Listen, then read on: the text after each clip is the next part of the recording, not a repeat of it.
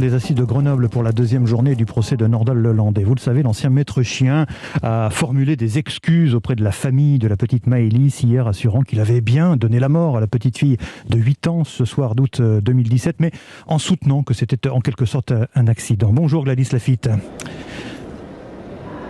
Gladys, vous suivez ce procès pour Europe 1. Je le disais, la Cour continue d'examiner la personnalité de Nordal Lelandais avec un témoignage ce matin, celui de l'une de ses ex-compagnes, témoignage qui permet de mieux cerner le côté sombre de l'accusé.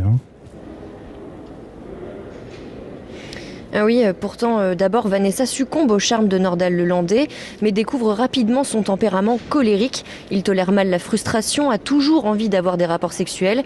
Vanessa, de son propre aveu, est très libre sur la question, mais refuse parfois, ou alors elle accepte pour être tranquille. Jamais il ne la force, mais il a quand même contourné son consentement en filmant leurs ébats à son insu et en les diffusant sur un site internet.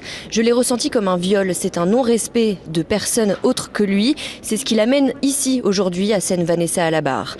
Dans son box, l'accusé se défend, assure qu'elle était d'accord. Il minimise, tout comme cette dispute qui entraîne leur séparation.